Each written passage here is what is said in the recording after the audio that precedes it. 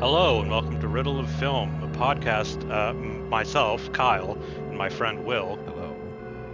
uh, are doing because I don't even remember how this idea came about. Well, It like was all like a of our year ago. ideas, I think it came about because you came up with a name for something, and I was Yeah, unable to let the name of that thing lie because you name things too well. Your it's true. tendency to give things powerful names gives them a sort of talismanic quality that then exists independent of either of our real desire to do things.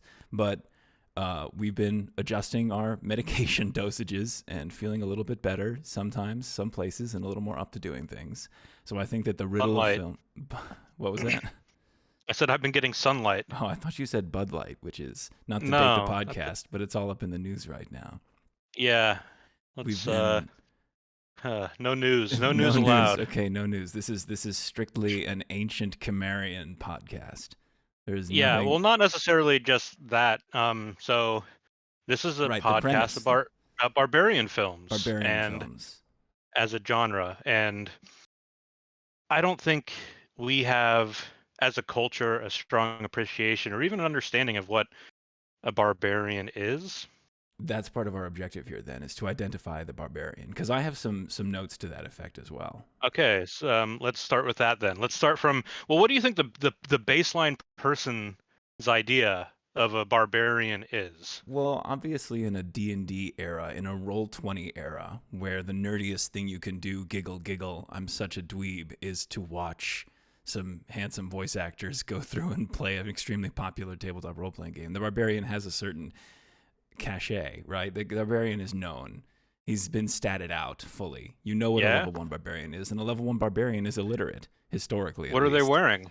Well, it's the Tor deck image, right? Or is it Top Deck, the third edition image of the half orc? If only we could throw something up on the screen here. He's got his kind of spine bent backward and the hatchet up over his head and a chain of teeth around his neck. But this is kind of a different barbarian than we see in the film that we're discussing today, which we also haven't mentioned. I mean, I when I think of a barbarian, or at least what a person would think of when they think of a barbarian, is someone from another place who shows up and is different, and their being different is a disruptive force Right. So it's the outsider to your mind.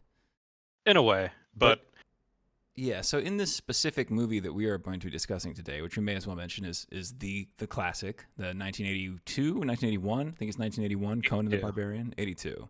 Yeah, right, that's true. So this was immediately after Fury Road, which is a whole not Fury Road, what am I talking about? It was immediately Yeah, after what are you talking the about? second movie in the trilogy, Mad Max trilogy. What's it called? Second Mad I Max mean, movie. Not Road Thunderdome. Warrior? Road Warrior. There you go. Yeah. So this is immediate. We'll be discussing that as Well, well. Road Warrior is going to come yeah, up. could be because the Road Warriors are The barbarian. Road Warrior is himself a barbarian. But what really interests me in this movie presents it a little bit as well here and there is the barbarian versus civilization. Like, what is civilization and what is the barbarian to it? We'll go into that a little bit more as it comes up through the course of this film. But, you know, in Road Warrior, we have the civilization of Oil Town. What's it called? Does it have a Road name? Warrior. And Talking about Conan. Okay, we'll narrow things in. Focus on But it's the universal barbarian that is the question here. Yes, So, the platonic barbarian. so I think that you're right. Featherless biped and a loincloth with The a sword. outsider with strange ways who disrupts a situation through his entry to it, but also not just disrupts, but also stabilizes sometimes. I mean, as we see that Conan himself periodically, cyclically, acts as a stabilizing force in the places that he moves through, as do other barbarians within the narrative. Band-aid off and leads the way for healing. Is that the way that healing works? It's not a good analogy. I need to workshop that. Yeah. But Well, unfortunately, we decided to do it live, so the workshopping. before we start talking, this is the thing. I don't have any real.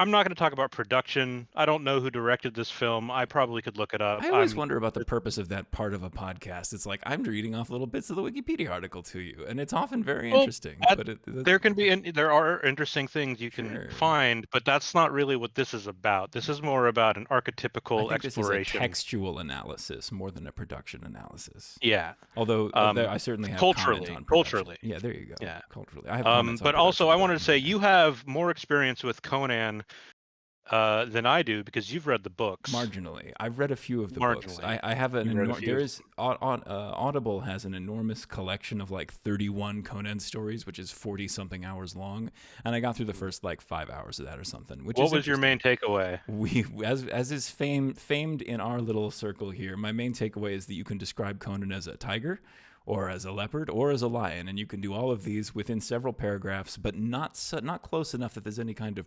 poetic consonants to them, that you can use any big cat name to describe Conan at any moment, and there need not be any kind of relationship between those gestures. That was kind of my major takeaway. There's a degree of cosmic horror at the beginning of that collection, which was very interesting to me. I was an old time Lovecraft fan. I mean, I could take him or leave him these days. Obviously, would rather leave him for many ways. Every Yeah, time especially if we're talking about cats. yeah. Every time Lovecraft is mentioned on a podcast, we always need to bring up the cat. But there's that element to the stories which I was only peripherally aware of. I knew that they corresponded, but I didn't realize to what degree there's like real sort of eldritch beings roaming around in this ancient landscape. Now I have a question. Speaking of ancient landscape, speaking of Conan and the barbarian ethos, the world that Conan lives in, is it geographically our world? I don't know. I don't think it matters. I think yes, it is, but also no, it isn't. I would prefer that it wasn't, personally. I mean, only because it makes it. We see verging on racism here repeatedly. I didn't realize that Subotai in this film is played by, I'm pretty sure, a white guy, and I don't think Subotai is meant to be a white character. This is just one of those things that impinges on my consciousness as I'm watching this. I turned on the X-ray, and right. yeah, it's always iffy. Good old 80s.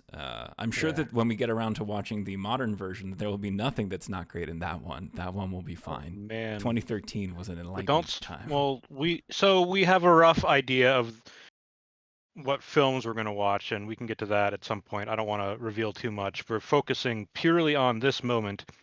And I'd like to talk about my own relationship with Conan the Barbarian, which is I probably watch it with my mom when I was a little kid. Like I watch all the best movies with Arnold, and I don't really have a strong memory of it. But a lot of my perception of what a barbarian is framed by some description I heard of the Elric series, where it makes it was basically the idea that Elric is different and interesting because he gets weaker and more pathetic and more reliant on others as the books go on, as opposed to Conan, who gets more and more powerful. Well, and Elric but I don't really think that's true. Wait, which part's not true? I don't think. I mean, at least going off of this movie, I don't think it's about Conan becoming more powerful. No, no, but it is about transformation, as we will see. Yeah, of course. But that's that. Yeah. But I wanted to comment on Elric specifically. So Elric, for the unfamiliar, he was a sorcerer prince, right? Who spent long years in subjective time on the couches of what land does he come? Melniboné, of course. Elric of Melniboné. Of course. On the couches of Melniboné, studying with the Djinns in the other worlds to become a great wizard. And then he's ultimately betrayed and ends up going on a kind of Conan-esque life of marauding around, having adventures, right? But he is sword that does all the work, and he's basically like, "Hey, my dad knew a fire demon. Hey, fire demon, go pick that guy up and throw him into the sea. Why don't you?" Yeah, that's as far as I've forgotten those stories. Is when he goes and literally summons, I believe, Poseidon, and it's like, what's Poseidon doing here in this? Like, is this our world? But this is the question again of the barbarian versus civilization, because Elric is unquestionably descended from civilization. Some might say civilization, ancient and decadent. That's not the word that's used. Like here, a rich moose, a ganache. And yet he manages to attain barbaric status in his outsiderness. I mean, barbarism is so relative in this ethos. Well, the lust to maintain that grasp over corporeal, temporal power.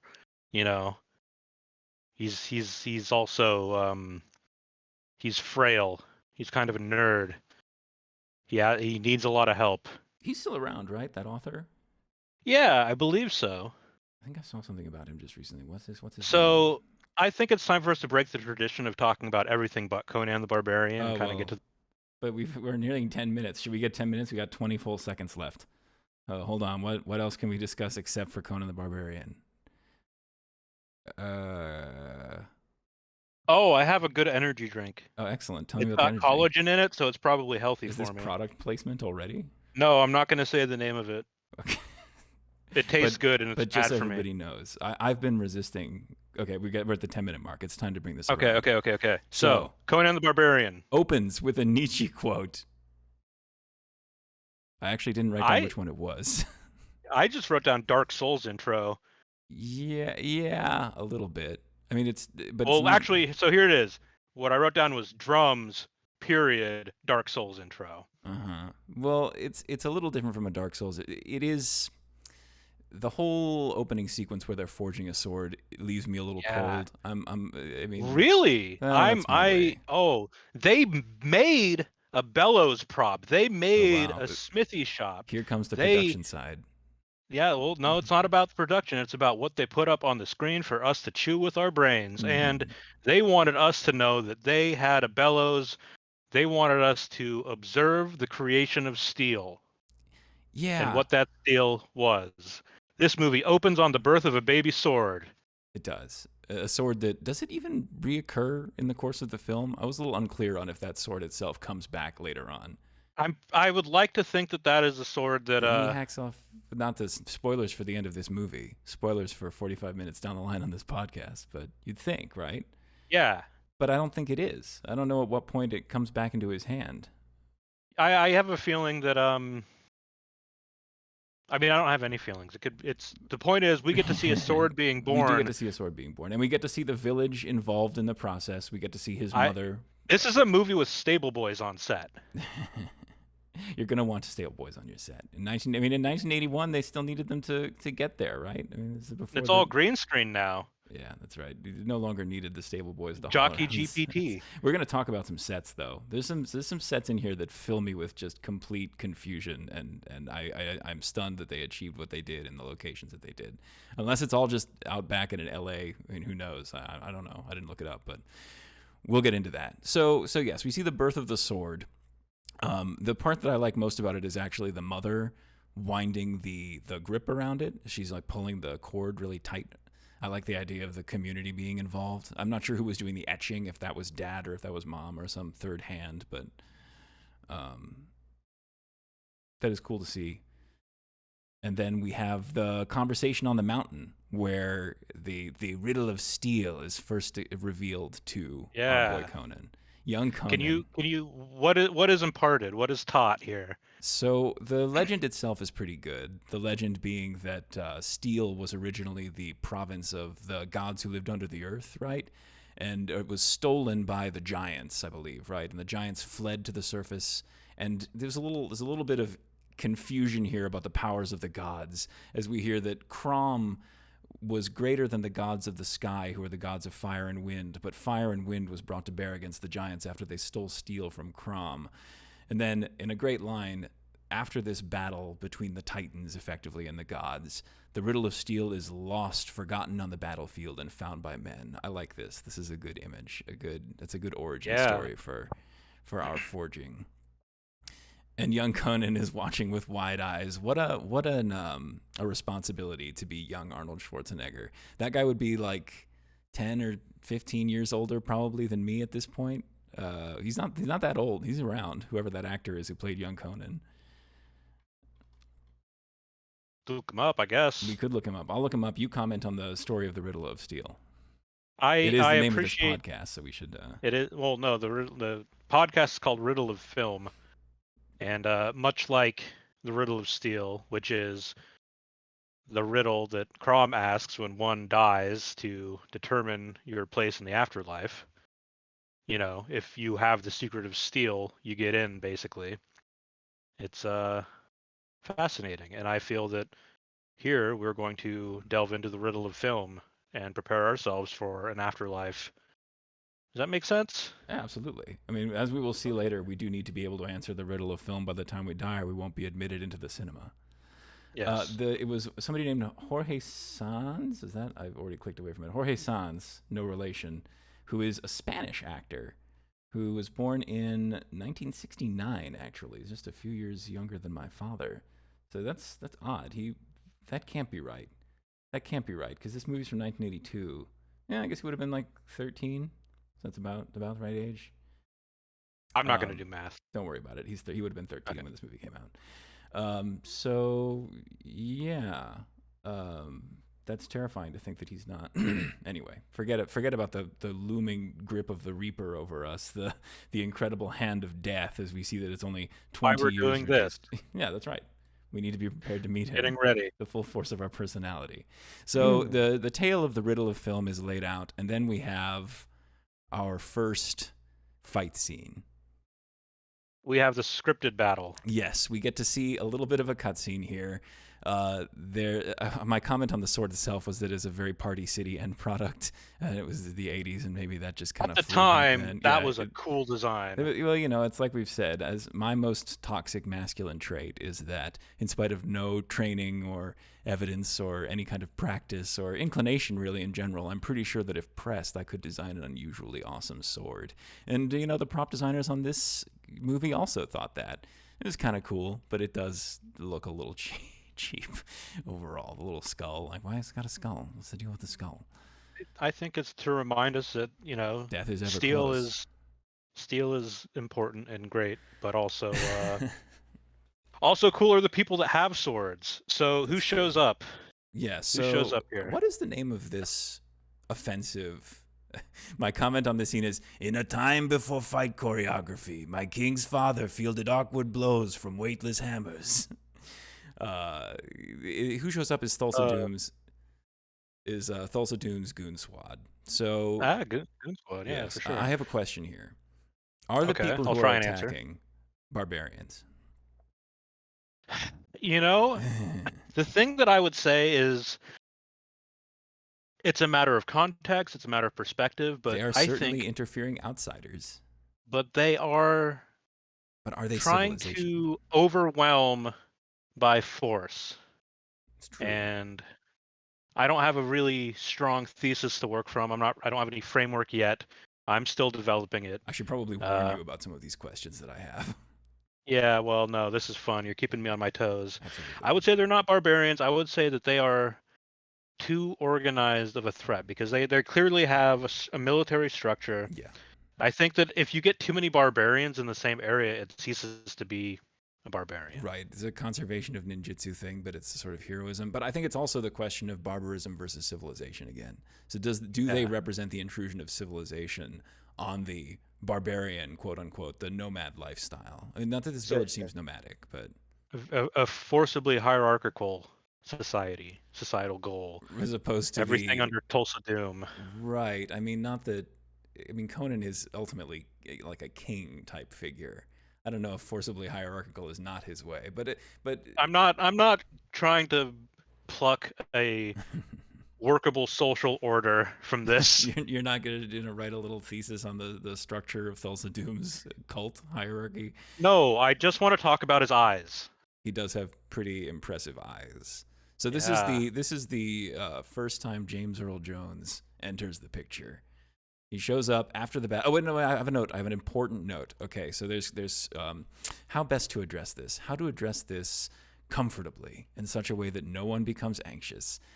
It is known that there's a certain website called is it doesthedogdie.com? Is that a website? Yeah. We hate to even refer to the possibility that such a thing could happen, but it could happen. And we know that those animals are also sometimes used offensively as weapons of war, a common staple of the Dark Souls series, as we've mentioned.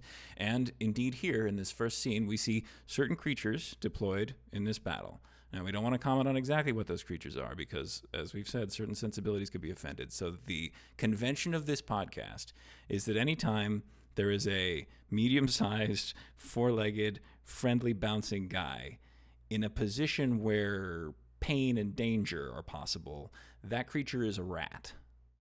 Can we live with this? We love rats. We love rats. But society has acclimated us to accepting the harm that comes to rats much more easily than other animals, any other animal, really. So there's a lot of peasants that get bashed too, and I don't care so much about them. We're not trying to censor the pain to the common folk, but conventionally within this podcast, anytime a companion animal is in peril, that animal will be referred to as a rat, and perhaps with a slow turn of the head to the side and a stare at the camera, but they're rats. So just wanted to get that out of the way up front here so everybody knows where we stand as far as our ethos and how we view these animals.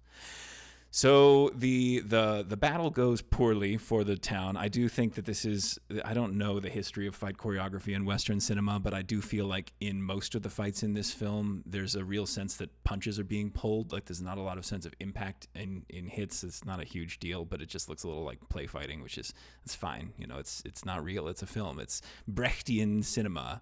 We can understand that it's not a real the thing. SCA involved. Yeah, there's a boffery element to the whole scene. So it goes poorly. The rats devour Conan's father. And in the end, two different goons, the heads of the goon squad, with very similar haircuts. So it's very difficult to tell them apart, really. But they sort of pass around a blade between them and stare down Conan and his mother as she is there, the last survivor. Not the last survivor, but all the other survivors are children. Their blood on the snow. And Thulsa Doom approaches. And what have we got to say about his eyes? Beautiful. Also, his hair is His hair is fantastic. How much incredible. I was protein does he wondering eat? if that was I his find real myself hair. fascinated. Is I it? want to live alongside Thulsa Doom. I don't know. I've ever seen a picture of James Earl Jones outside of, He's drag. so charismatic. They had to make a bellows for this film when he made everyone gasp. There you go. He's pump the Jimmy heat over your steel. Yeah. So James Earl Jones approaches, looks dramatic. His eyes are totally bugging all over the place. Looks as though he's going to spare Conan's mother and instead beheads her. Do we make anything of this in particular? About it. You can tell that he's weighing this moment very seriously. And well, what is it that drives him to the conclusion that she has to die exactly? Well, he wants that. He's just. I don't know. I don't think his ideology is really laid out in a very clear way. This is the cosmic. I think he horror element. represents something alien. Thulsa Doom is a sorcerer, and sorcerers in this ethos, not to use the word ethos again, that'll happen again, I promise. But sorcerers within this milieu are in touch with something outside. They are definitely not of this earth. So yeah, his idiom could be, that's another word we're going to hear another time, could be something that's just not for the audience to understand. I mean, he's a bad guy. I mean, it's not a complex film in some ways. He's just a bad guy, and he's got to do something bad to make. Favorite type of bad guy. He's a philosophical bad guy. Philosophical bad guy. We'll see if we ever encounter one of those. The philosophical assassin theory is a whole different region of film study that may be difficult to overlap with this project. So, Thulsa Doom. Should we stop this and do a different podcast? Oh, yeah, right now. But we should also come back to this one 20 minutes in a month's time and pick up from exactly where we are after discussing all 5 seasons of Fargo. So we can. We're not leaving this in. Okay, cutting it. It's on the floor. Okay. All right. So Conan's mom decapitated. Conan himself in a line of small babies being led across the snow. The army heads south, the children head north, is the note that That's real Murray Rothbard, libertarianism, free market children stuff going on. I really love what happens here in this next scene because it's completely incomprehensible to me. And also, I just want to note that this is the moment where we get a good movie, and there's another reality where we had a movie where Conan does not age up, and this is instead like the Ewok Adventures Conan story of young Conan, little Jorge Sanz, sticking out, going on his little crusade against Thulsa Doom. As a but child. He uses cunning and small stature to outwit opponents. Yeah, I mean, there'd probably be a little person cast in some role and probably go up on a battle again. They can only think about how offensive and tiring it would be to watch young Conan. I bet there is a young Conan. I'm going to Google it right now. It's one of those things nobody professional does on podcasts, but young Conan O'Brien? No, I want young Conan the Barbarian. While he's doing that, folks, I'm going to kind of speed us through some of this. Well, hang on. No, Conan... I have a comment on the wheel. What the fuck is going on with the wheel? Oh, I didn't mute my phone. I apologize. Unprofessional. But I do have 5 new suggestions in dating on Facebook, in case anyone was curious.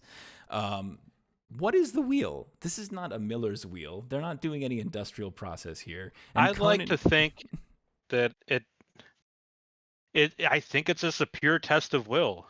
Or strength. How long can you stay on the wheel? And it lasts for 10 years? Like, Conan ages up substantially between the moment that they bring him here and the moment that he is released. Like, they understand what role it serves other than to be like a metaphorical torture. True. We can really see it as emblematic of all of the tortures of slave society. It stands could have had him for the degradations that he... and it's more... is less degrading to put on film. I'm Right. curious what the origin of it is in the books. It could be better, it could be worse. It is We a don't popular know. image. The wheel that you're broken on is brought back in Conan Exiles, Funcom's Mhm. little exploration game. That's what you do with your slaves is you put them on the wheel, and I think you break them Yeah, there. So, that's what you do in that game with your slaves. well, I'm just I've never done it. I would obviously never do such a thing because I would never commit Uh, to any such game long enough to reach a point where I reach the human trafficking stage. I need Dwarf mm. Fortress for my level. When is Toady adding human trafficking to? Never mind. So that's all very good. You're right. It's purely analogical for the degrading life of the slave that one breaks in the life that one is placed into. Mhm. But I do like But the literal but image. he doesn't break. He doesn't break. He kind of just no sells the whole thing. He's unstoppable. Yeah. And just becomes physically strong. You can only think how philosophical this assassin of Mentally ours has strong. become. I guess. Well, his mental strength comes later, I think, right? Because he's recruited. So Conan is, Hmm. I guess, the last one still left on the wheel from his cycle of children, an unknown decade later. And a dude Graduated. who he graduated, yes, he reached the end of a grueling course, and he's picked up by a redhead, a big burly redhead who seems to see in him a promising pit fighter, which has him transitioning immediately into the pit fight. The pit fight begins with Arnie screaming in a heavily accented way as Lord Humongous from across the. My notes actually say Humunga Dunga, which is the name of a large wave from the Pokemon TV show that comes but once every 20 years and a surfer wants to catch. But in fact, the guy that Conan is fighting in this pit fight looks like Lord Humongous from Road Warrior in Mad Max, which released a year earlier, so it's possible that that was actually like a deliberate reference in this case. Yeah. Just Um, walk away. just walk away. But Arnie doesn't walk away. He goes into battle with this man who bites him and he screams, ah, ah, ah. It's a very good howling, which we'll hear it again before the movie is over. Some good Austrian screams of pain or surprise it will be next time. He's got a good barbarian yop. He does that. If that's the yop, I think the yop is supposed to be a little bit more controlled. Maybe not. Maybe the yop is when you really do just lose it. But Conan proceeds to dominate. You have any other comments? I love the crowd. The crowd here is also very. What it really is very Thunderdome. The crowd here, as we Yeah, see the them. lines are already drawn between the universe we're inhabiting. It's We know what people are like here, yes. and they're nasty, bloody, and all dressed in furs and ready to watch people die, scream, cheer. And we hear that what Conan achieves as he fights his way through the pits is that he finds his sense of self, that his life is important, that he matters, which is There's very 1980s kind of a thing to take away from the pits. That you sort of we didn't have Evangelion yet to really instill the viewer with a conception of the protagonist having an interior life. right that idea We had don't not get yet a been whole lot invented. of yeah. So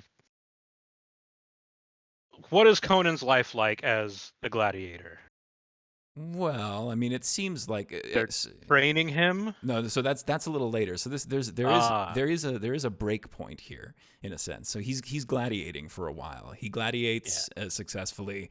There's a number of shots of him with various different kind of goofy punch daggers and various Yeah, things. those are fun. And then he is taken to the East. And in the East, various things are made available to him writing and reading letters, philosophy, poetry, and being bred to other slaves. And at this point, this is where my questions begin to crowd out any other considerations. It seems like his role at the point at which he's taken east is to be a court hanger on. He's like a showpiece for the people of the steppe or whatever. He's To got that charisma. Yeah, he's got the charisma, and he's there to be a big buff dude who's like, you got to think he's like a duelist almost, because he does not at any point, he's not shown at any point taking part in any battles or otherwise. He's not like a general. It doesn't seem like he's doing anything Well, militarily. this is before people had like iPhones. So it's think of it like Crusader Kings. You want the dude who has the max stats and is too much of an oaf to really betray you.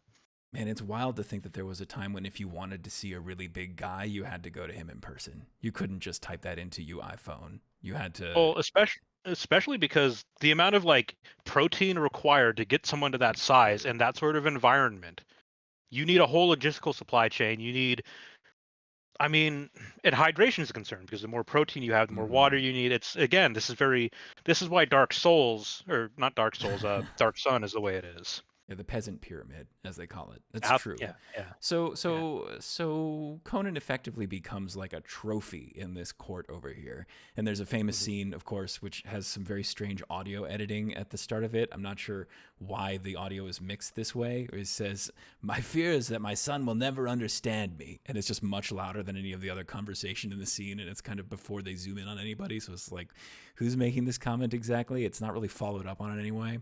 And then the question is posed. Well, yeah, but it's all spoken in English in there. The dialogue is all. I thought they made wheeled Conan in to be the translator. See, that would be a really interesting role for him because is Conan a master of languages? He must be. I mean, that's one of those things that you think that he would probably be assigned at some point. Anyway, this is where the famous line is to be found, which is they ask, "What is best in life?"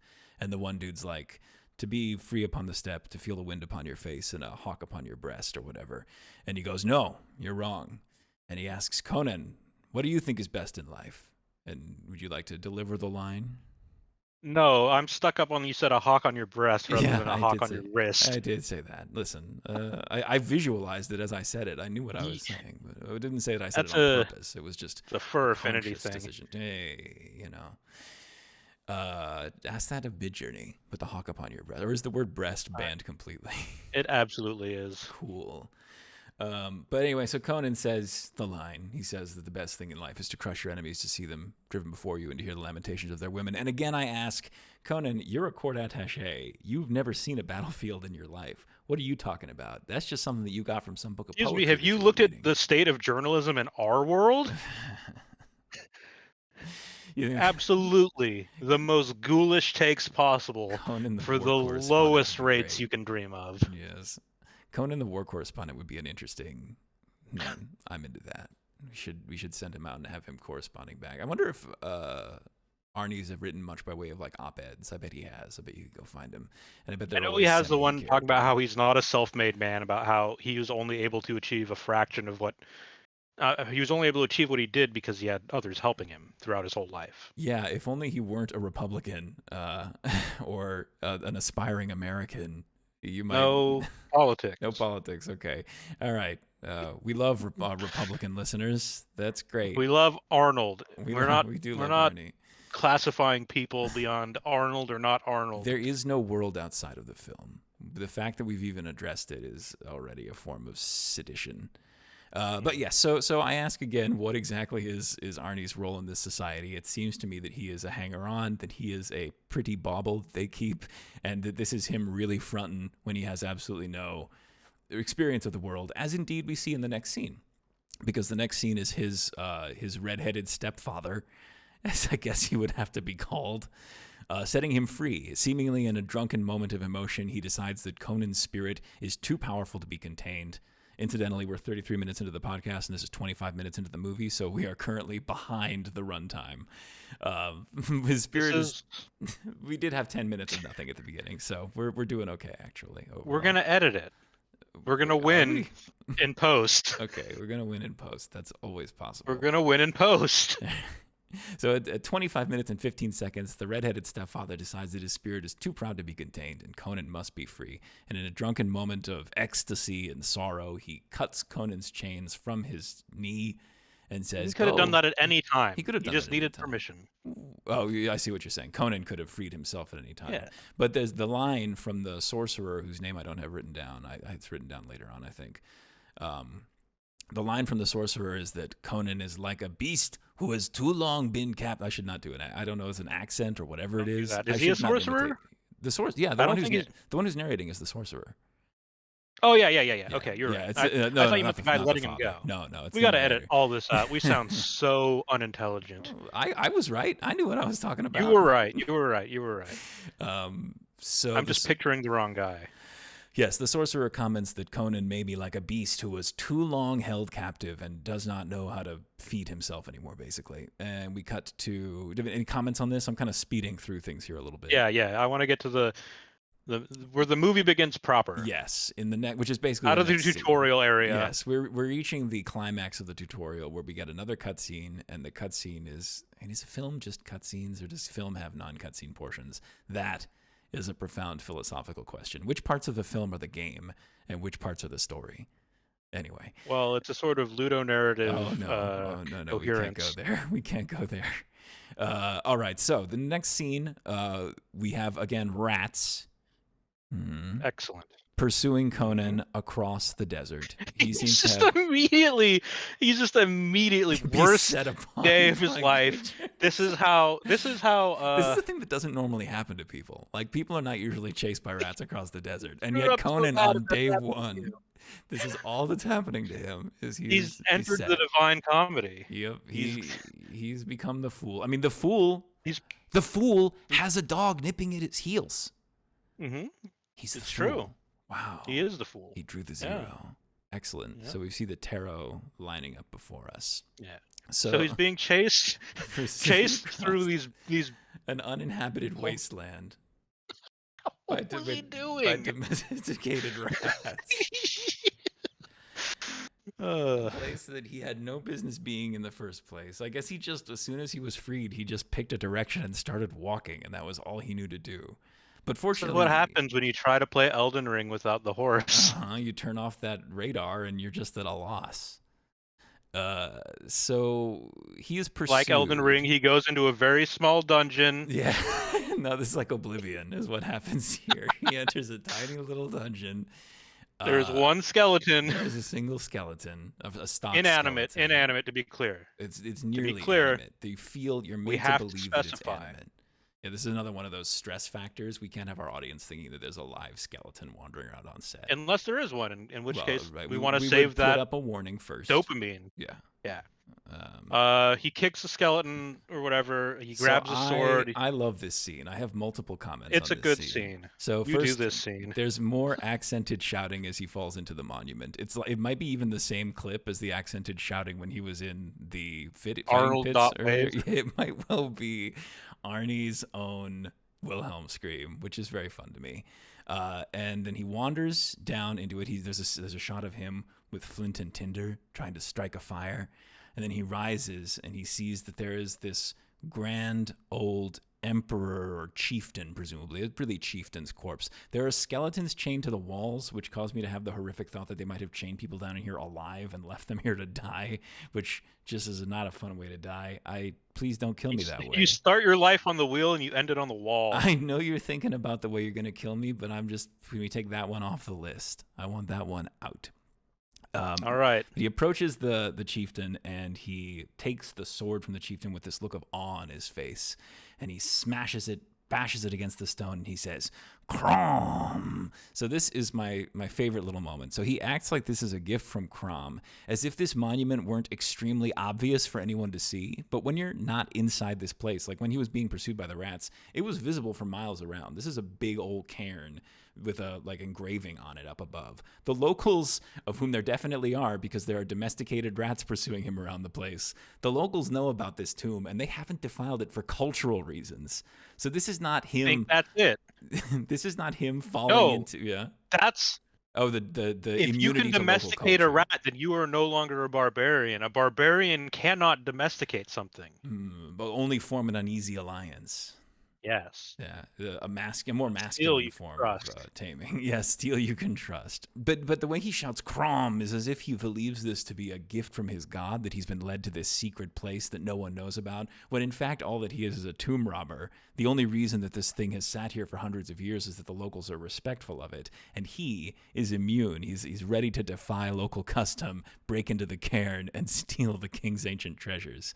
So this also is the second reason that I love this scene. And then this great moment of self-discovery for Conan, what he learns about himself, is that he's basically a thief. And he's super psyched to be a thief. And that all adventurers to follow in all D&D type scenarios are all just going to be thieves. They're people, whatever class they know that D&D originally did not have a thief or rogue class because it was just assumed everyone else is stuffing their pockets with gems and coins all that we all are. the time. Mm-hmm. I mean, that's the whole reason you go into those Yeah, dungeons, man. we take and we take and we take. All adventurers are thieves. So I like Yeah. that this is the establishing scene for Conan where he perceives himself with this elevated, divine kind of contact in this moment. But in fact, the reality is that he's just a pilferer, and there's a lot more base what's going on here than Think he about thinks. this. What happened to his village? Someone showed up and it's like, I want that steel. I'm getting that steel. Yeah. The This is the law. world he lives in. Yeah, you can trust nothing, especially not heavily armed strangers riding under a black banner of a dark sun and dark moon. So this is the skeleton also moves. When he moves the sword, and for a second we're made to think that it's going to come to life, but Ray Harryhausen was not available to film that scene, so they cut it from the final draft. That's not true. What I said was a lie. Please don't go reporting that as if it's true. I can't be responsible for these myths. My next note after that is Morrowind ass landscape. Why are the rocks all mushrooms? Do you remember this shot? I don't know if you. Not off the top of my head. It's pretty good. There's just he kind of does walk through this place where the landscape has a kind of alien cast to it. As he's cruising, he's dressed up all in his furs. He's looking ready to go take on the world. And he's just in this sort of strange fantasy space. And then the next real scene is what I have entitled The Witch in the Meat Hut. Do you remember the witch? Funny, I just have the line, a fuck witch. She is a fuck witch. That is true. So what is this woman? I get her mythic role. I understand that ultimately you need some kind of Circe figure to confront, that you need a soothsayer, a wise woman, that you're supposed to meet the witch, and you can fuck her. But You can see that witch, you can fuck that witch. that's true. Again, this is a lot of open world games take from this sort of storytelling. That when you wander the world, you will ultimately, no matter which direction you go, find something that points you somewhere. Because she does point him somewhere. She updates his minimap, which is why he's so hyped to meet her. In fact, it's not even clear. We don't know how Conan views sex up to this point in his life. Because it's not clear that he's ever. We've seen the scene when they brought the princess to him. Let me correct myself. I don't think she was a princess. Yeah. I think she was a slave. I'm pretty sure she was. She was I mean, described she as looked the like a finest. princess. She's described as bred to the finest stock. She's Yeah, naked. wouldn't that be a princess? How could you tell someone looks like a princess if they're naked? It's a birthmark. Anyway, what I really meant was we do know what his relationship to sex is, and it's totally transactional and coerced. Conan has never had consensual sex before. He has only ever been pushed into having sex by his owners. And similarly, here, if I recall the scene correctly, this is beyond where I got on my final rewatch. So this is I'm relying more on my notes and less on immediate recall. But him fucking her is transactional. Like, she says that she wants something out of him in exchange for the information that he looks for. And the information he's looking for is the location of the people who walk under the standard of the black sun and the black moon, with the two snakes coiled over it. So everything turns blue, and the lady turns hungry, and he wrestles with her a little bit, flings her over a fire. Seems like she survives. There's a really cool kind of Evil Dead moment where all the pots and pans on the walls go ping, pang, sort of fall off and just spark some brightness, and she turns into a giggling ball of light and escapes. It's extremely Evil Dead 2, the entire scene, and I'm for it. But she gives him a note. She tells him that Valmora is the crossroads of the world, which you will find in the north. No, he comes from the north. He's heading to Valmora in the south. That's good. That's coherent. So, any comment on the witch, on his sort of magic is untrustworthy. This is a world where to have knowledge is to be a perilous person, basically. Yes. I mean, I can't help but think, like, is this based on something from the original text? Well, that's actually highly likely. Yeah. Yeah. I mean, because that's about to happen. I don't know if I made a note about it here. Oh yeah, so some of these I know that at least one of these vignettes within this film is like directly lifted from a specific story. So it's possible that this one was out here for all the real Coneheads in the audience who are absolutely like chomping at the bit to see their favorite stuff adapted to the film. And this may be a fan favorite character of the Witch in the Meat Hut. Everything in this hut is made of like stitched together rags. It's very good. Her clothes are extremely makeshift. Like she's absolutely been pulled together from just stapled together bits of deer. It's powerful. I'm in favor of it. Hence the Meat Hut. But yeah, so she escapes as her ball of light, and Conan now has a marker on his mini-map. He's oriented at last, although not very To specifically, to Valmora, the the most crossroads of the amazing realm. sets, Yes. the most fantastic everything. They have an Yes. elephant stable boy for this movie, clearly. You've skipped past something very important though. What did I skip past? Subotai. Oh, fuck. Yeah, meeting of Subotai. So as Oh soon my as he God. takes off, Rewind it. No, you got to edit this out. I can't do that. Maybe. So as soon as he's left the giggling ball of light lady, he is just continuing to pass through the kind of Morrowind crags, and he meets Subotai, who says he's going to be dinner for a wolf. And Conan frees him.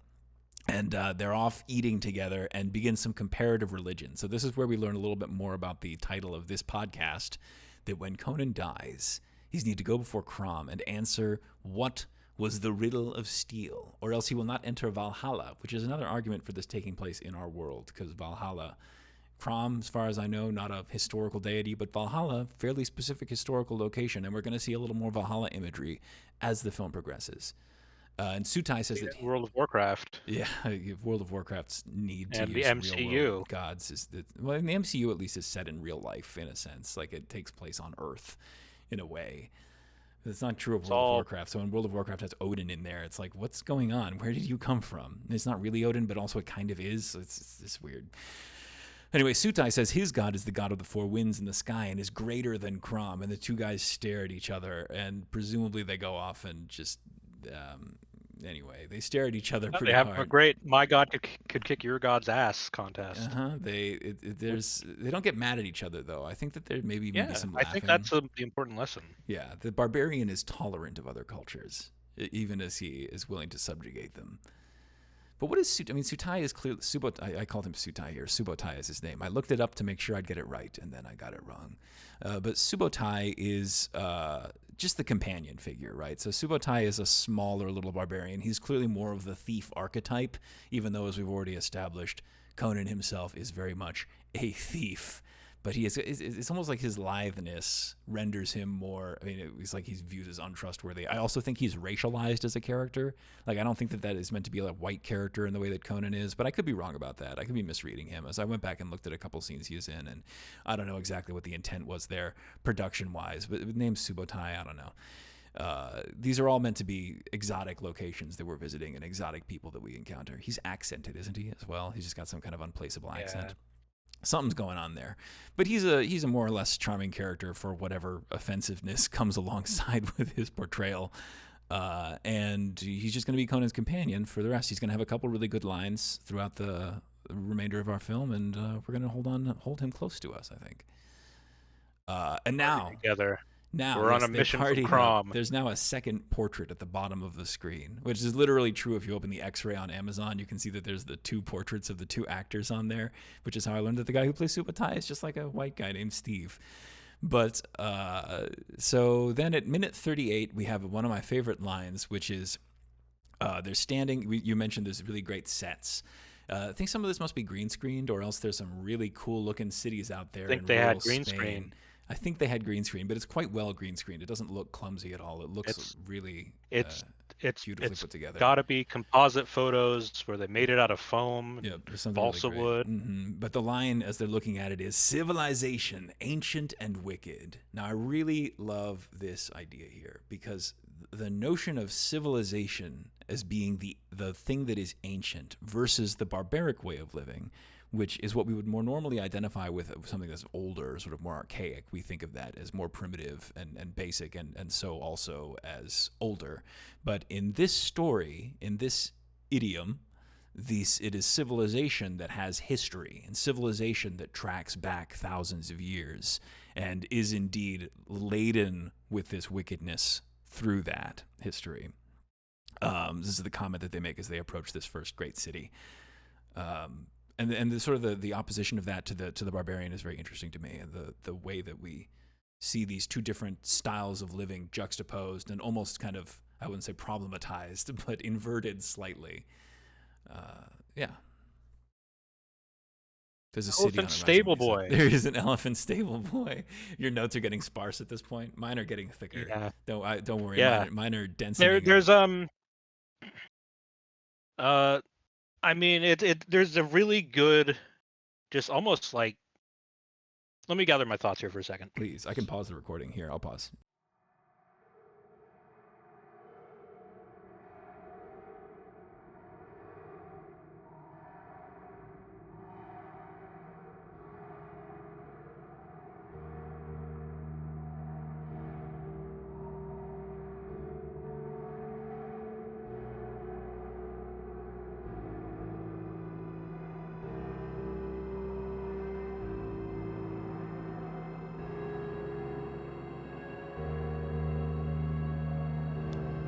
And so we are at the interviewing people about the standard phase of the film. This is a nice little montage as they go from place to place within these, as we get really nice sets, really great, we call it green screening or composite photo, whatever the specific production approach that they used was.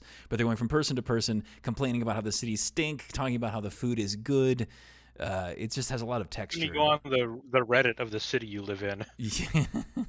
Yeah, it's a really disgusting habit that you've developed. But so they're not getting a ton of information. We do hear that the standard was associated with originally just another snake cult, but now it's everywhere. That was gonna be an alternate title for this podcast. Just another snake cult. That's a good name. It's true. For the podcast. It's true. I like that. That can be our fan base, the snake cult. The snake cult. Welcome to the snake cult, folks. That's all of you out there in listener land. And then we get to the next real scene. We sort of end this transition. We bring things in. Actually, it's the same guy. It's the guy who says it was just another snake cult. And he goes, hang on. Can I interest you in some drugs? And there's this connection that I never quite made here, which is the scene coming up is the break-in scene where they are they're breaking into the palace, essentially. Not the palace. It's a snake tower. Or heist. Yeah, it's a heist for sure. But this entire thing is like a drug-fueled exploit. Like they're stoned out of their minds. It's fantastic. Yeah, it's so much funnier when you realize they're just totally messed up on Black Lotus the entire time. So it's rad. Yeah, they're originally just wandering around in the village, kind of being assholes and shouting at everybody. They eventually kind of have their mellow harshed by just a whole street of people kind of descends on them as you're too big to be a thief, as they're shouting at a camel. And then they stumble their way over toward the tower. More because of the drugs than any intention to really investigate it, I think. And we have the introduction of the thief, Valeria. Do you have any thoughts on the thief, Valeria, in general? She's she's not like the other women. She's pretty cool. She can hurt people just like the guys. I do like that she's not like a 10. She looks kind of like somebody's aunt, which I think is cool. That she's just not absolutely exquisitely beautiful. She's kind of a normal looking pretty lady, which is cool. It's hard for me to, again, my brain goes back to what was the originating instance of this character in the text that this was originally drawn from? How was it distilled? How was it chosen? What are the design considerations? Yeah. How many times did the character Conan have a sort of warrior wife who he ultimately has to leave behind? It's like a James Bond thing almost. I've never seen any of those movies, but well, it's very much like a James Bond thing because she's not in the sequel for very good reasons, I guess. But yeah, I think the Bond girls don't. I think sometimes there are two Bond girls and one of them manages to die, the single Bond girl. But I like Valeria overall. I think that she is. She gets some fantastic lines. She gets some good lines. She gets a good sort of a fun death in a way. As the death scene, well, we're getting ahead of ourselves though. So Valeria is introduced, and she's very skeptical of these boys' ability to break into this place. They head over to the wall together, and Valeria and Subotai very sensibly throw up grappling hooks and climb up that way. But Conan has decided that he's too good for that, and he's taken wall picks or something. He climbs the wall the way they climb the wall in Game of Thrones, with just a couple of sticks that they go tick, tick, tick, and haul themselves up. I don't know what that's even called. It seems needless, Arnie. You're showing off. Well, I've actually not seen that part of it either, but I've read it. But pitons, they're like ice picks. Ice axes? Well, you've seen the movie. He's little stone axes. He hacks them into he just hauls himself up. I wonder if Arnie really did that for real, because I assume it wasn't very high, but yeah, I guess he has to have, because it's just straight up a shot, unless it was shot. The axes were probably real and the wall was foam. Yeah, probably. But it's very impressive feat of strength that he does for no reason at all. I climbed to the top of the tower. The nice top of the tower that for some reason has like ropes hanging down from it. Not entirely clear on what the reason for that is, but there's like a belfry up at the top, but no bell. So it was like, what exactly is the purpose of this? And we descend into the snake pit. Now there's some really cool stuff going on here with the music.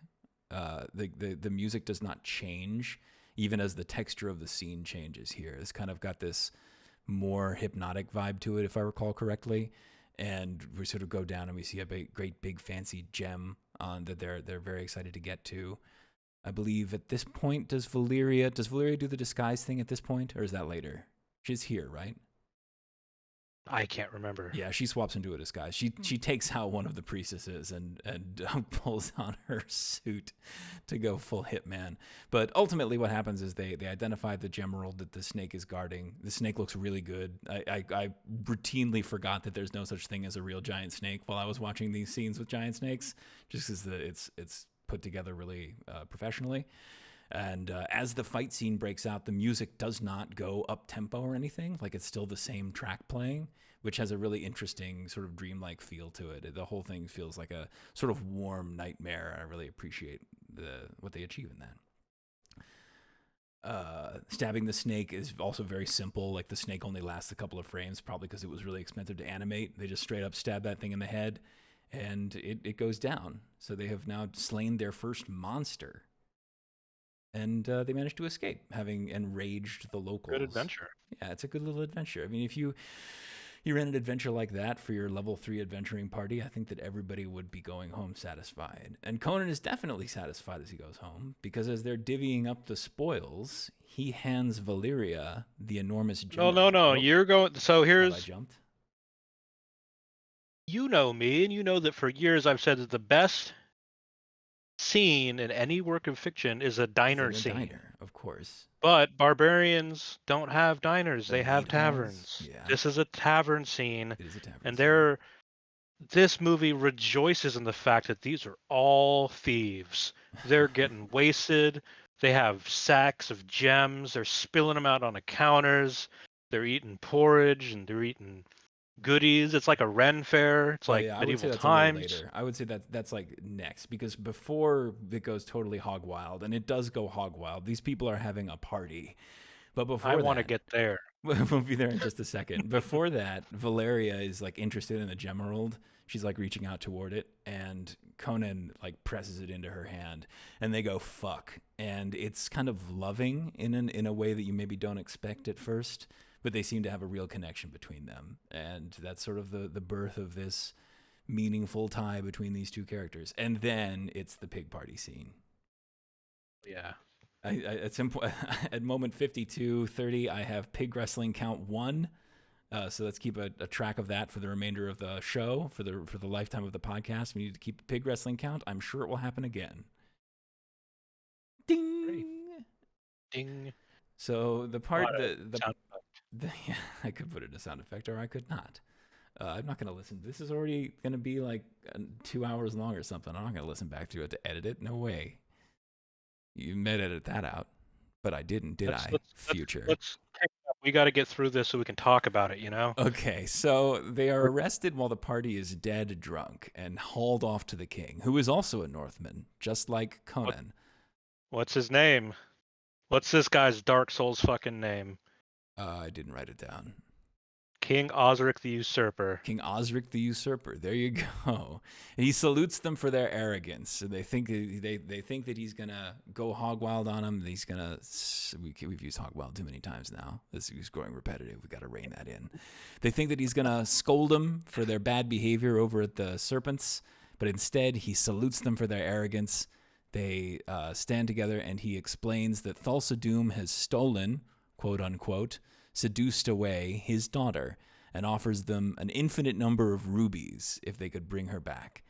That Thulsa Doom's seductees have been known to kill their parents with terrible daggers, and that the king's daughter, as we say, has been counted now among their number. And yeah, the TikTok dancers are making teens kill their parents. That's true. That's the vibe. That the newest thing is a danger from that they're going to be executing small business owners and parents in the street. And his line is, "There comes a time." Hmm? Uh-oh, you still there? I think I've lost you. So there's a line that the king drops on us here, which is, "There comes a time when the jewels cease to sparkle and all that's left is a father's love." And you would think that this would be some kind of forward reflection for Conan, but as far as I know, Conan doesn't have kids that he cares about, and isn't his big thing when he's king just like becoming existentially unsatisfied with his life?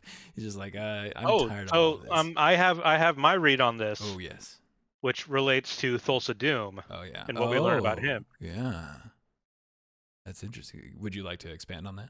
I see what you're saying. We'll get there later. It's important later. All right. Well, let's put a pin in that, and we will return to it when the podcast rolls around.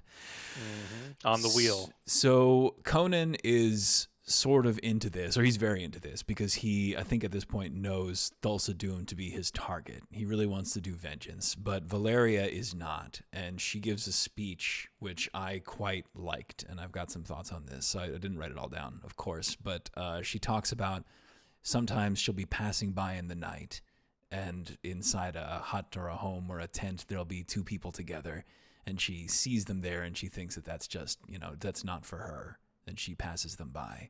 And she wants now to be the one that people are passing by in the night. And my thought on this is that there's a parallel for me between the sword and sorcery genre and Doctor Who's Doctor Who? That's not the right... Dr. Seuss, excuse me. Dr. Seuss's stylings, as in, the places you'll go. Doctor Who's someone else entirely. It's because there's Who's in Dr. Seuss's work. That was where that little confusion came. It wasn't out of nowhere. As in, the places you'll go. The image of her moving past tents in the night, moving past fires in the night, the feelings of these nocturnal images captured that hint at a much wider world full of sort of strange simplicities that can be gestured at, is very Dr. Seuss to me. And if we should probably go over the places you'll go at some point. It might even be worth doing a video podcast about, because the images in it are so striking and stark that they do a lot of the same. The montage that we saw earlier of them passing through the cities is very similar to what the places you'll go can do with some of its images. You just see these momentary stills that imply a wider world, and I just think there's something there. Something in that they're both kinds of fantasy that rely on your ability to see something and broaden it out. My next note is 103 Silly Skeletons, and I remember what that is. So ultimately, Valeria is unsuccessful in persuading Conan. Conan decides to go on his own, right? He goes off on his own, right? Yes. And he ends up at a place of dead kings, essentially. It's like that might even be what it's actually called. But there's a bunch of upright skeletons on upright horses standing around these standing stones. And we meet Akiro is his name. He's the narrator. And he calls himself a wizard. So this is interesting to me. The metaphysical category of wizard is interesting in its cultural dimension. Akiro keeps cultural knowledge more than anything. He's shamanic. The position of civilization here is again in question. He sings to the old buried kings. Are they representatives of ancient civilization? Or can a king exist apart from civilization? These are my questions for you. Is he just using them as scarecrows? That's but no, we know that the old buried kings are really here. Like, there's real magic in this place for sure, because there's a cairn up at the top. I mean, there's a cairn exactly, but there's a hill where he doesn't. Everywhere. This is a world of cairns, world of cairncraft. I mean, that's just Minecraft. Minecraft is ultimately just our society's mounding of stones, creation of great works that will outlast nothing. Everything now is rid in water. Man, we used to make things that lasted for thousands of years. Admittedly, they were just rocks, but they did last. Everything's still written on rocks. It's just that those rocks are charged. Anyway, forget about that. But there is a hill where Akiro lives where the fire will not burn. So he does not live up there. He lives down among the tombs and among the kings lower down. But I like this idea that he calls himself a wizard, because the wizard, the question of where the image of wizard comes from is really interesting to me, because I don't know how old the word is, but the modern vision of the wizard as having like a staff and fireballs and shit is Does that predate Tolkien at all, or is Tolkien and Gandalf the initiator of the wizard of that being what a wizard is? I don't know. I've looked into this briefly. Can you hear me? Yeah, you're there. Okay, so that's almost kind of like, why do all Jedis wear moisture farmer robes? Moisture farmer robes. Everybody's just dressed like Gandalf. No, there's no reason that a wizard should be that. And obviously here a wizard isn't that. This guy, as I say, he seems more like a shaman. It seems like he's a keeper of ancient, but kind of a culturally instilled type of knowledge, as opposed to like book. He's clearly not a book learned kind of a guy. Doesn't seem like he was. I don't think that this guy's literate, for example, out here in the woods. But he has great power, and he knows the ways of the ancient kings. So I like Akiro as a character. I love his costume. I love his set. It's a good place. Also probably kind of racist. Just what are you going to do? It's 1981 or 82. I'll never get that right. 82. 81 was Road Warrior. Then we have Doomstock. So Conan accepts his guidance from Akiro, and then he heads over to Thulsa Doom's territory. And I ask, is this part of the cast whiter than the rest? It kind of looks like it is, which would be very fun to me because the whole thing has extreme hippie vibes. What was the state of the hippie and cultural consciousness by 1982? I don't actually know. Probably hated. Yeah, I think widely hated. I'm sure Reagan was gearing up to do something. Yeah, I think that's probably correct. And we kind of see all these people depicted as sort of ignorant, brainwashed flower children wearing their white robes. I think they literally have like flowers in their hair at some point. It's very, as I say, Doomstock. Conan is wandering around the huge number of extras in this place, just a gigantic organization of human beings that they arrange for this film. The things behind this movie are staggering. Yeah, it's really...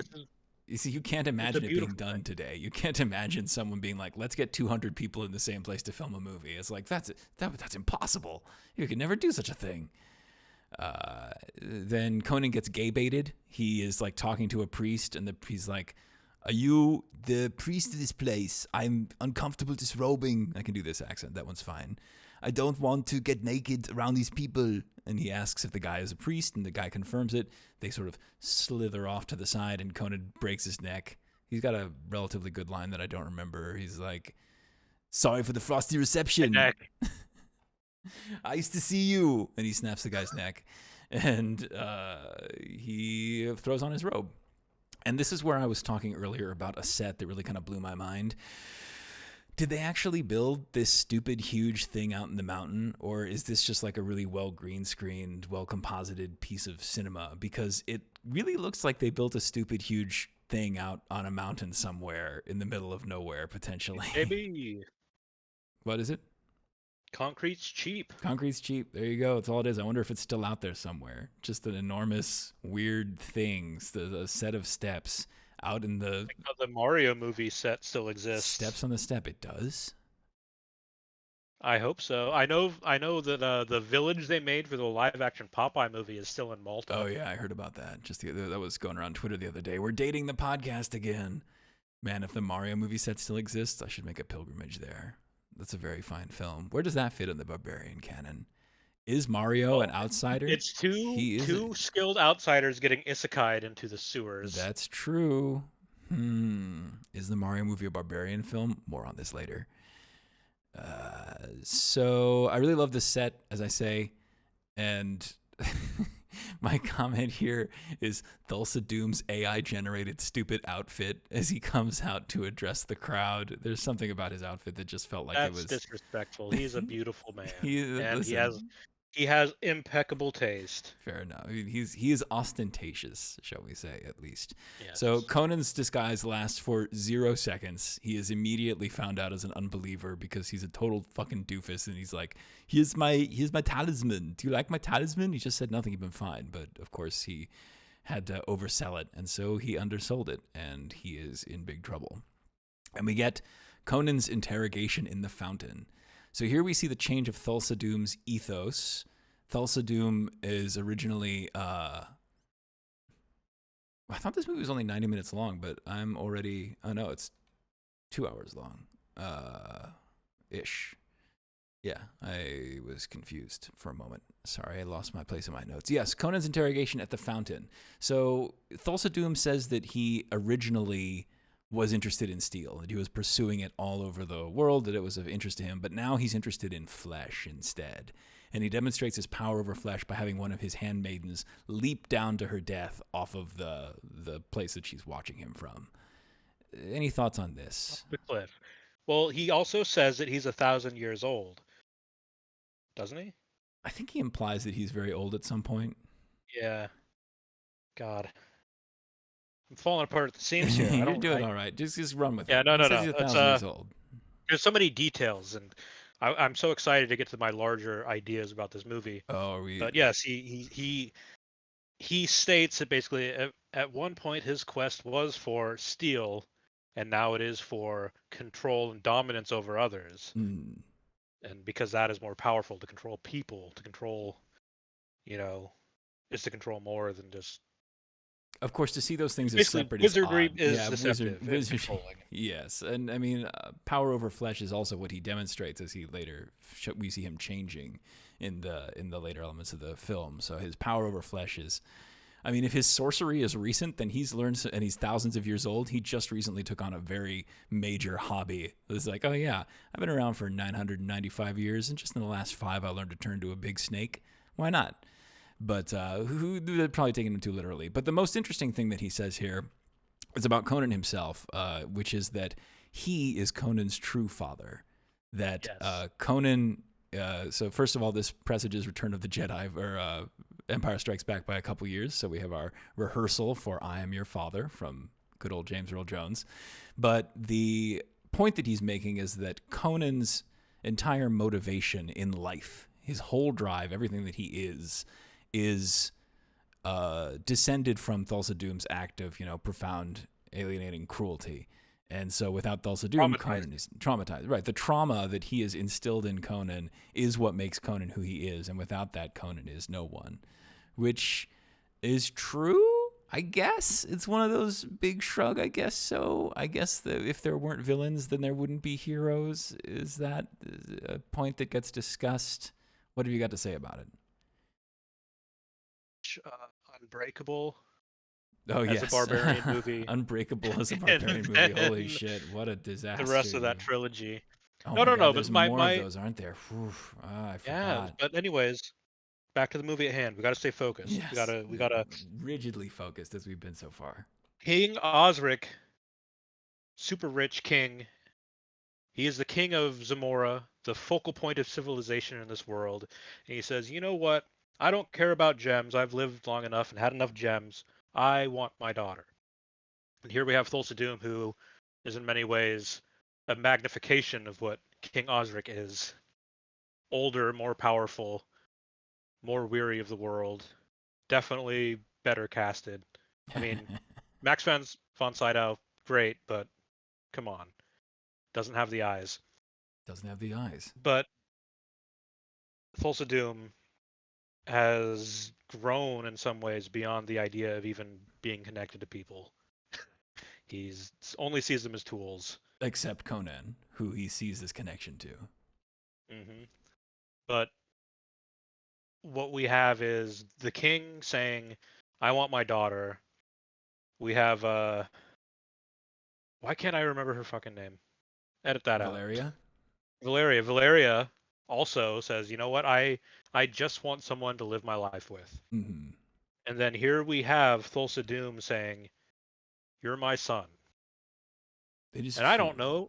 I don't know if we can believe him if he views Conan as a person or as a tool. Right. Is he just speaking to what is Thulsa Doom's ultimate motivation as an ancient wizard? Does he care? I mean, he sets Conan a trial in a weird way, right? I mean, he straps him to the tree of woe. He doesn't kill him, and obviously he's meant to kill him. Woe. So this is the famous line that he delivers his little speech, and Thulsa Doom says, "Contemplate this on the tree of woe." And then Conan goes and has a really bad time getting eaten up by vultures out on the tree of woe. Rewind. Yep. What is he contemplating? He's contemplating what Thulsa Doom speaks about in terms of the riddle of steel. Elaborate. Thulsa Doom says steel isn't powerful, the people that wield it are. Right. That's true. That's true. So Thulsa Doom is complicating the riddle of steel, because as far as Conan is concerned, the answer to the riddle of steel is only steel can be trusted. But Thulsa Doom is complicating this worldview by reinforcing that, in fact, real power is always in the hand and not the steel. He rejects the riddle of steel effectively, which is probably wise, because a sword by itself isn't all that much of a much, and a person without connections, I mean, as much as Conan achieves, it is a person without connections dies on the tree of woe, is the reality of the situation. Because in our very next scene, people are the real riddle of steel is the friends we made along the way. Yeah, the funny thing is that Thulsa Doom is right? Thulsa Doom is correct in his assessment of what real power is. Real power is in a community that you can guide, right? A community that you have the ability to steer. And Thulsa Doom does not steer his community to what we would consider healthy goals, nor does King Osric seem to steer his community much at all. He seems to mostly just be there to grow fat off the proceeds. But we can understand that real power is the ability to speak and have human labor. I mean, this is what the state is. If you look at the state theorists, the state is just a tool for organizing labor to a particular end. And it's like Thulsa Doom. I mean, we talk again about the civilization versus barbarism, right? I think Thulsa Doom represents a state of civilization, really. We see him when the question towards one person. Right. The monarchy is a real monarchy, not the barbaric monarchy that Osric represents and that Conan will represent, which is basically like first among equals situation, but a real state-forming impulse where you are organizing labor around you toward the construction of something real. I mean, this is the most real construction. Everything else is pretty shoddy and ramshackle, tumble down. Civilization is ancient and wicked, and Thulsa Doom is ancient and wicked as well. I think that he does represent the state, effectively. The state as the civilizing force against what we see Conan pulling out of the ground, literally pulling out of caves in the ground. Crom's individualistic riddle of steel worldview where you can trust only yourself. Something like that. I went to college, as you can tell. I can fill any amount of air at any time. So contemplate this on the tree of woe is the line, as Conan has to think about this complication of his worldview. And he is saved after some pretty fun scenes where he's not having a good time and a buzzard lands on his shoulder and he bites it on the neck and throws it down to the ground. He doesn't manage to eat it. Definitely drinking its blood. Yeah, he's having a good time there. He's surviving off of whatever he's got. He doesn't shrink at all. I guess he'd only get, as he dehydrated, he would get like veinier, right? He would get even more. What's the vascular. word? Vascular. Yeah. But he is instead saved because his friends Subotai and Valeria have not abandoned him, and the total bullshit they managed to luck into finding him. Maybe, how did they find him? Is there any explanation for how they managed to find him here? I don't think there is. I don't believe so. My comment is that the removal of Conan from the tree and getting of him to the wizard is very economical. Conan is dead at this point, or he appears to be. He's dead or almost dead. He is in a bad way. Conan has been... Fine. What's that? He's been crucified and now he's dead. Yes, he's been crucified and now he's dead. But they've retrieved his body, or his comatose form, or his dead form. I think he's dead, personally. I think that's Absolutely what we're meant to read here. Excuse me. And everybody wants to bring Conan back to life. Valeria, in particular, is very set on resurrecting Conan, and she says that if you don't resurrect him, I will kill your ass to our friend the wizard Akiro. My comment is Arnie's eyes are moving a lot as he's painted on, and it looks like he's trying not to laugh, because they cover him in runes and they strap him down. Essentially, they literally tie his body down in like a sack, and then there's a really awesome scene. This spell casting is so It's brutal. super good. They're chanting, they're taking water breaks, they're doing this in shifts. This is real work. Yeah, everything about this is awesome. I can only recommend going and checking out the movie or the scene on YouTube. It's the body lifts up off the ground, held down only by the pegs, as if it were an immense wind were blowing against it. Little gremlins come down out of the sky, and it's not instantly clear whether they're real or sort of allegorical or whether one can see them, except that it becomes clear because Valeria runs up to the body and starts to punch them and throw herself around as they kick her ass, all of it being composited into the shot later on, of course, but she's fighting with the air. It's all very dramatic, and in the end, Conan is purified by the elixir and he rises from the dead, and he doesn't say anything. So this is the beginning of something that the movie forgets that it's doing ultimately. But from here until like 20 minutes from now, there are no lines from Conan at all. And it's not clear if he ever says anything off screen, but he says nothing at all on screen. He is, we get a little bit more of a montage. He's swinging his sword around. As I say, he's practicing. He's like, oh shit, yeah. I just got res. Do I have summoning sickness? Yep, he's feeling himself out. Excuse me, muted for that, so the audio didn't pick it up. But Kyle got a nice big wet cough in his ear. He enjoyed that. He's swinging his sword around. He's feeling out his new form, and there's a great scene where they're planning in the dark. Where they want to get in and steal the girl and kill Thulsa Doom. Get in and steal the girl. And the line from, I believe, Valeria is that good thieves can manage it. They can sneak in the back way and steal her, but not vengeful ones. Which I think is a nice, like she's admonishing Conan there. That we can't achieve this if you set out on your quest for vengeance. We need to be focused on rescuing the girl. And Conan has still not spoken post-resurrection. They give a silent farewell to Akiro. I was imagining the horses that they were riding breaking their legs with every step as they ride on this uneven terrain. Made me sad. I'm sure they were fine. I'm sure that no horses or rats were harmed in the making of this film. They put on cool camo, and then they're crawling in through the back way. Here's my comment. This is kind of similar to what we were saying about civilization and the state. So they sneak into this back room, into this hellish red chamber, and it's not instantly clear what's going on here, but as we spend more time in this room, I'm pretty sure, and you can correct me if I'm wrong on this, but what we see around the room are like horrifically dismembered bodies, right? It's hard to tell because the room is so red and it's like the bodies are open and they are red.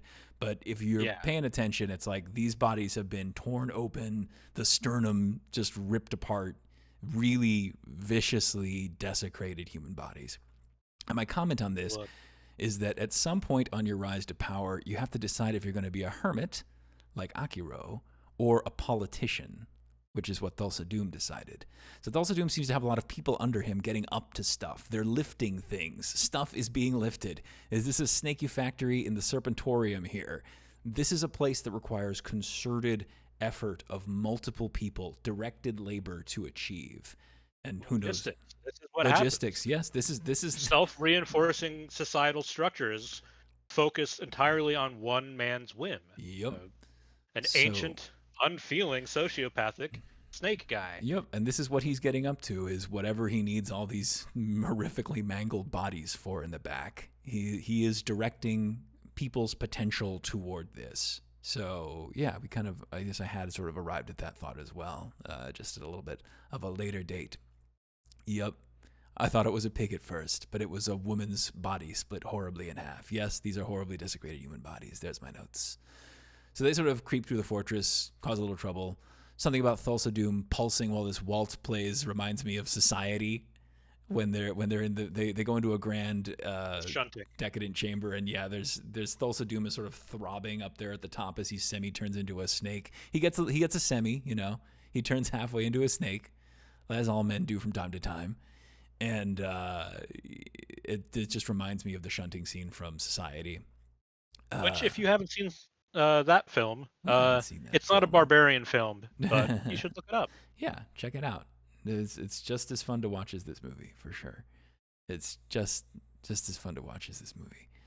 So there's a big fight scene. Fight scene is still a little goofy, still pre-fight choreography Hollywood. Is this even Hollywood? I don't know if this is a Hollywood production or not. Orgy going on. There is an orgy going on. It just hovers on there's like a scenes big... of decadence and pleasure. Then it cuts to a big cat. Does it cut to a big cat?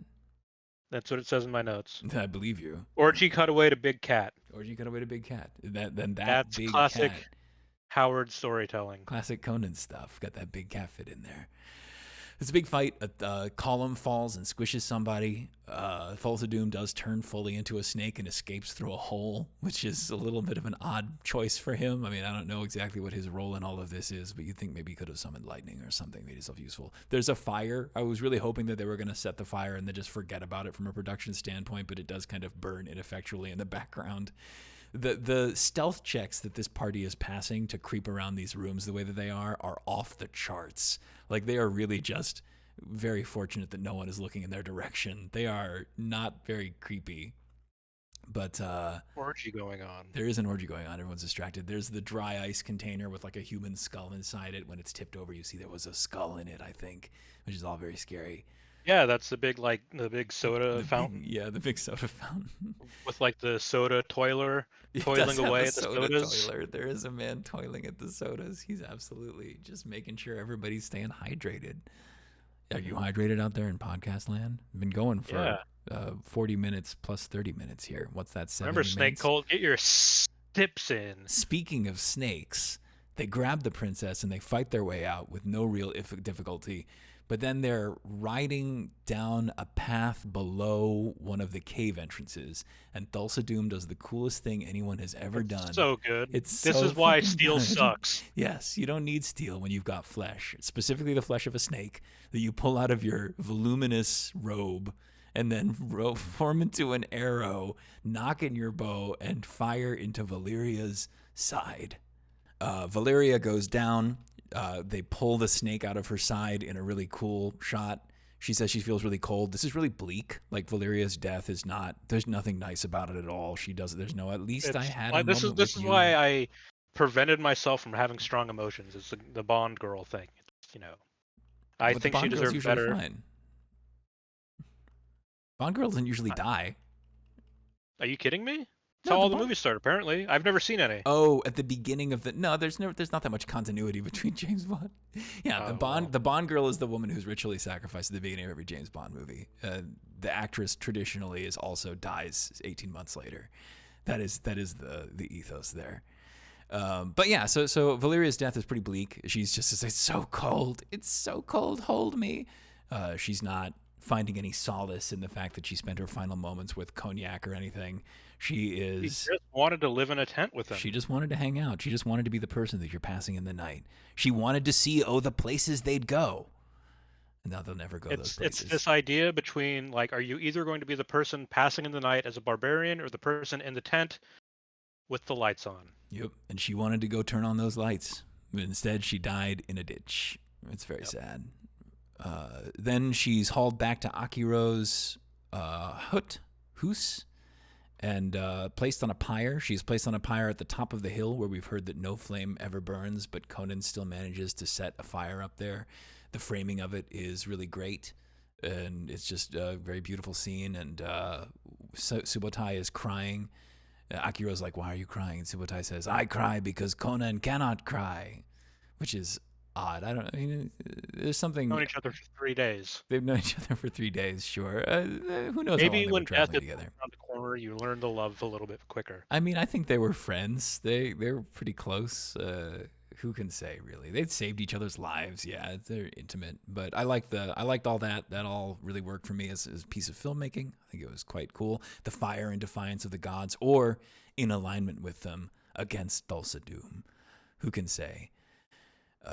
Actually, I guess fire is a force that is not of Crom, so the gods allowing fire where they normally wouldn't would be a sign that other gods are accepting Conan within the sort of meter of the mythology that we've seen depicted here. But and then suddenly Conan is talking again.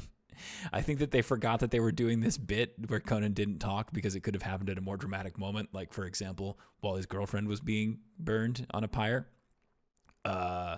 But I think that the line is Conan cannot. it is a good line. I didn't write it down, but I believe it's Akiro says, "The gods will be watching," and Conan says, "Will they help?" And Akiro says, "No." And they both kind of laugh about it. So at this point, they're preparing for an ambush because they've got the princess, and they're doing this whole, again, a montage, prepping all their various spikes and spring-loaded traps for the approach of the War party. war party. Yeah, it's a war party. It's not an army, but it's a war party, the war band. And they take them on. They take them down. They kick their asses. It's a fine scene. There's only one moment that really stands out, which is where Conan is about to get got, and Valeria shows up as a Valkyrie and saves his ass, which I think is like a theater cheer moment. And I think she says, "Do you want to live forever?" Which, I don't know, is that the origin of that line? I'm sure variations of it have existed Seems in like history. a classic thing to say. But it's also a black eye for our Thulsa Doom, who does apparently live forever. Yes. You can live forever, but you won't be able to form attachments to things. Yep. So I liked Valeria showing up and getting to have her moment. It wasn't all so bleak for her after all. She was able to answer the riddle of steel. She entered the halls of Valhalla. Valkyries exist in this world. What's the deal with something being both our world and another world? I don't like it. Then again, everybody speaks English anyway, so.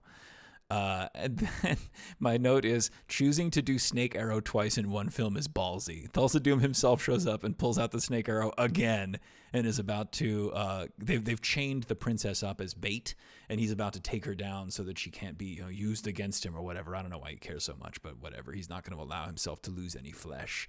If the flesh escapes, it can only die.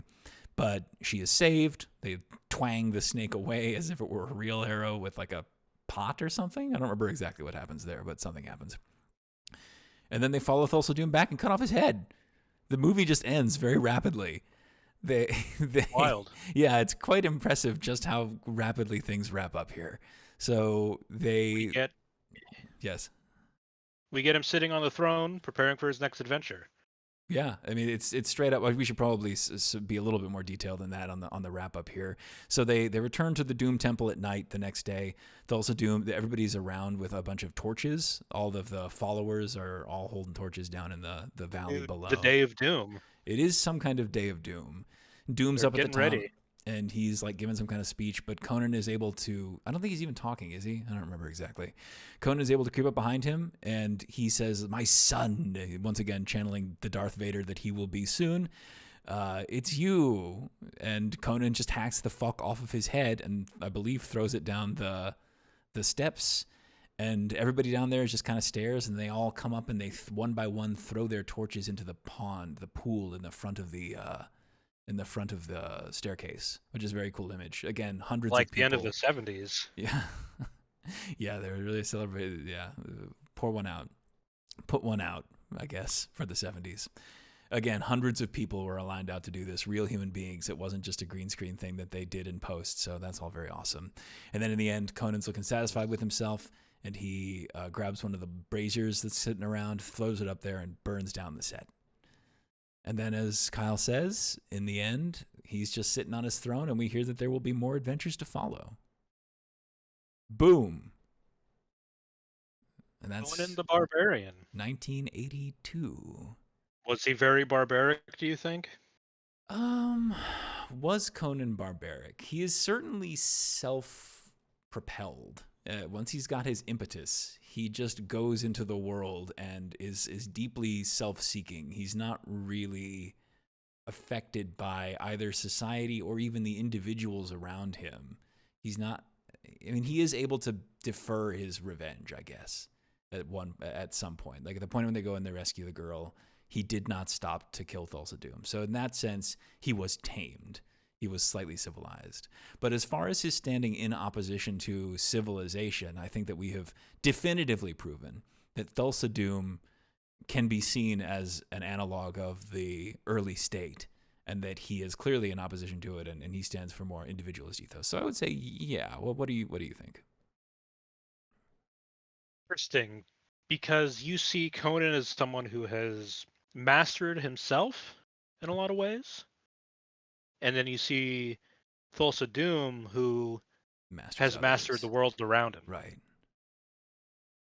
And you can see the idea of Conan turning into a sort of Thulsa Doom, but That's he does true. not. No. And that's what differentiates them in the strongest way. Again, like you said with the whole Star Wars thing, it's similar to that. So the model of kingship that Conan modeled. I mean, of course, it's very funny. There's nothing about Conan's actual rise to power in this movie at all. Like nothing, I mean, unless he ends up marrying the king's daughter, which I guess is possible. That I get. Maybe that's what's implied, is that he's going to marry this woman who has no interest in having anything to do with him going forward. But she'll be deprogrammed. She'll be fine. She'll accept a violent husband. But yeah, ultimately, I think that that is where we see the establishment of the barbarian character, is that he is oppositional to whatever is civilization, and that civilization is depicted as being the more historical force, that his civilization is that which has a past and has history, whereas the barbarian does not. The barbarian has mythology, but the mythology is out of time. Like there's no sense that the riddle of steel was solved 500 years ago or whatever, that we acquired this or that whenever. That is a people that exists in stasis without history, simply and by its own ways, as opposed to by anyone else's ways, as opposed to by being an organizing principle like a state. So yeah, and I mean, for me, the Barbarian film, as my little, not Doctor Who, but Dr. Seuss diversion indicates, is so much more about the evocation of a wild world than anything, like a place that is full of strange perils and where many lifestyles cohabitate without exterminating each other necessarily, which is so unfortunately unlike our world, where one particular sedentary lifestyle has absolutely come to dominate. There was, a historical time when there were other ways that humans lived, even alongside each other. In the Americas, sedentary farming peoples lived alongside nomadic peoples for hundreds of years before functional genocide was achieved. And so we sort of see an image of a world where civilization, as stifling as it is, can exist side by side with a nomadic lifestyle, and a world that has mystery in it, right? A world that has old secrets.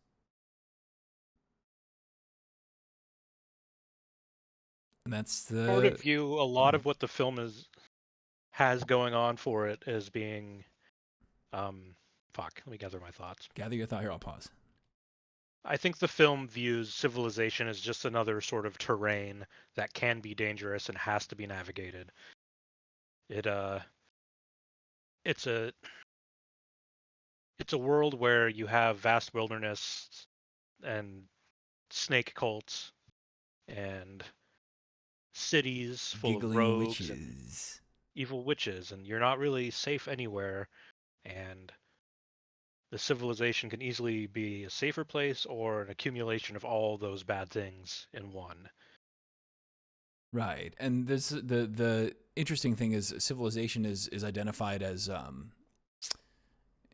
the specific, because what Thulsa Doom stands for is almost a more, because of his association with this like flower child aesthetic in a strange way, he's almost less municipal than even Osric is, right? Because Osric is another barbarian who's come from outside to adopt this portion of civilization unto himself, but it's a primitive, what we would say primitive, it's a very, very value-loaded word, but it is an earlier form of state where there is not a large amount of direction to action within those chaotic cities. Whereas Thulsa Doom, who does not really represent city living except parasitically, his snake towers go up in other people's cities, but he himself is not like a city builder, which is interesting. He is What are they? What are the serpent centers? I want to believe that they're like arcane ley line. I believe that it says at some point that Orgone. they worship Set, so they're doing worship there. And they also said at some point that the big snake that they killed there, was raised from an infant, if that's what you call a snake, a hatchling, I guess snakes are, by one of Thulsa Doom's folks. So yeah, that's some kind of religious thing, and you got to think that it's sorceress as well. surely there's power being directed along those lines. Well, actually, I didn't mention this, but that whole sequence where they're breaking into the tower is like directly lifted from, well, maybe not directly lifted, but there is one of the Conan stories is about breaking into a snake tower. And at the top of it is a cosmic horror creature, which needs Conan to kill it, as I recall correctly, so it can go home, which is all kinds of fucked up, all kinds of ways. But I quite like how that was lifted from one of the stories. So, yeah, I think that we have definitively... What is best in this film? What is best in this film? Passing in the Night, for me. Just the images that enter my mind when we hear about... or was this you calling for the line? Oh, what you think? I don't know. What stood out to you? Yeah, I mean, well, I really love the composited long shots.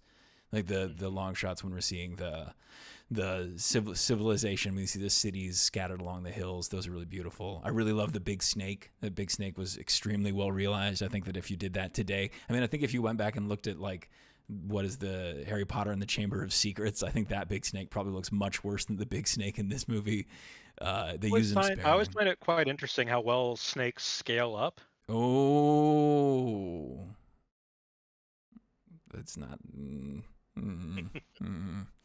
Anyway, how about you? What did you like? I circle back to the bellows, where it's like this mundane thing makes steel. This movie, if you view it as like, we're going to have real people slamming each other around. We're going to have people on horses riding back and forth. We're going to have acting. We're going to have drama. We're going to have magic. Like, this movie is a circus. This movie is everything a circus brings to town on a VHS tape that you get to watch. And I think that's fantastic. And I think that anyone growing up watching something like that could...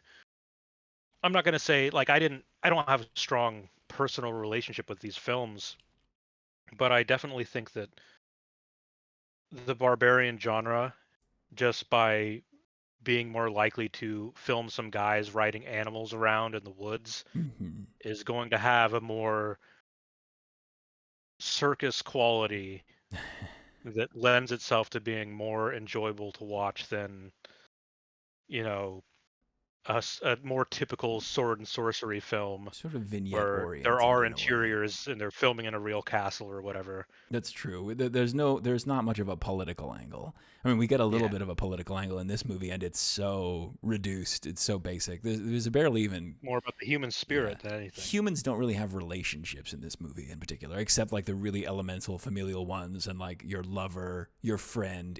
They're not complex relationships. They're not political relationships. Nobody's worried about whose thainship is over which particular county. It's not Game of Thrones. It's another thing you've never watched.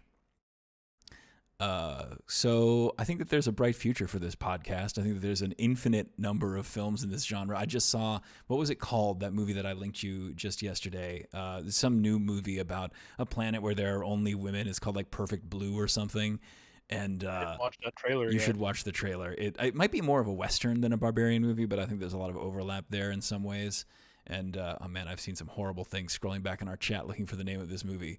But I think that could be a good, like, fifth riddle for us to tackle after we've gotten through our first four riddles we've sort of gotten planned right now. I think that there's plenty that we can still continue to go over. We'll see how much editing gets done on this. Probably none.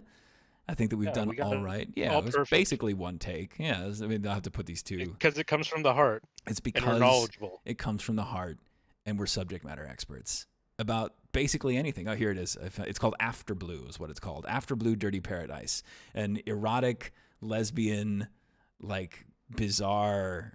Yeah, I'm very excited for that one. I think that might be... I think it's like a barbarian movie in the style of, like, Wizard, right? Is that what that movie's called? I've never seen that one. Another one to go on the list. A little bit different animated film. But, yeah. So why don't you pose me the question? I've got my answer. All right. What is the riddle of film? To cast your Arnie, to see him lifting before you, and hear him screaming in an accent. All right. Thank you for joining us on Riddle of Film. Thank you for joining us on Riddle of Film. This is Will, and this is Kyle. I'm Kyle. He's Kyle. And we'll be back next month, ? We'll be back next time with Conan the Destroyer, if you feel like watching it to go along with us. Please do. And there's some exciting news. Would you like to introduce We're, the exciting news? we're going to be having a new companion next time. A whole A new new voice. voice. Yeah. A new person walking Scholarly by the presence. walking by the tent at night. He's more educated than either of us are, and Yes. has like written dissertations and stuff. So he should No, have none some of this. insight. Oh, fuck. Too thinky again. Too thinky. Too thinky. Okay. Okay. Backing it off. Yeah. Audio wise, the band that you've heard the interludes from is called Ruinen, or Ruinen if you're American. The track is called Verloren im Nebel from their album Nebel. You can find them at ruinends.bandcamp.com. That's ruinends.bandcamp.com. And with that, let's call it a night. See you, folks. See you later. Have a good one.